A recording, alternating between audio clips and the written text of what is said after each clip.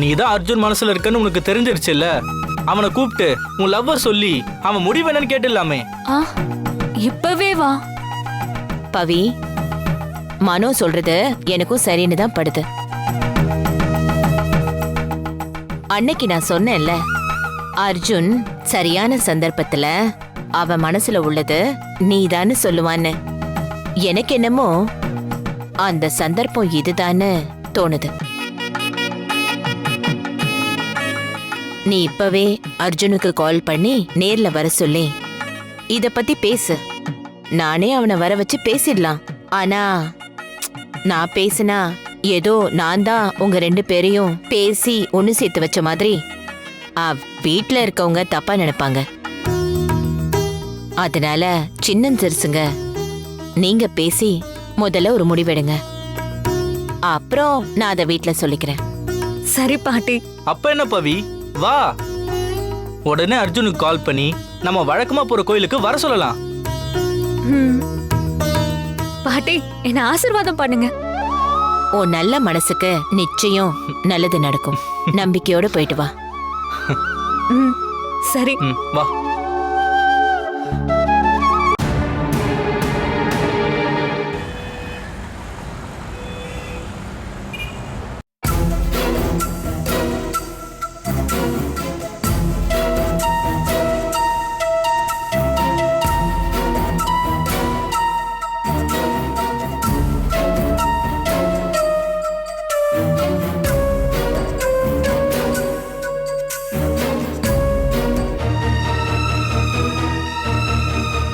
DD,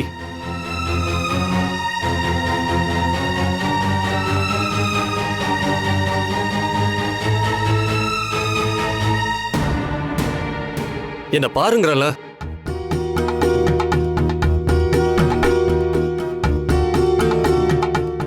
என்ன கோவமா? ஆமா, கோவம்தான்.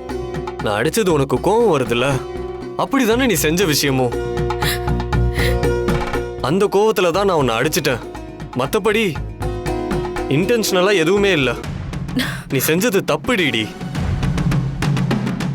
அடிக்கிறதையும் அடிச்சிட்டு என்ன பேச்சு பேசிட்டு இருக்கான் பாரு. இரு அவன. அண்ணியனி இருங்க.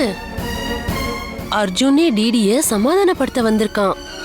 இந்த எமோஷனல் மேட்டர்ல நாம உள்ள புகுந்தா கெட்டு போயிடும். அவங்களே பேசி சரியாகட்டும். சரி, நான் வேணும்னா உன்னை அடிச்சதுக்கு சாரி கேக்குறேன். என்ன மன்னிச்சிரு, போதுமா? போ மாம்ஸ்.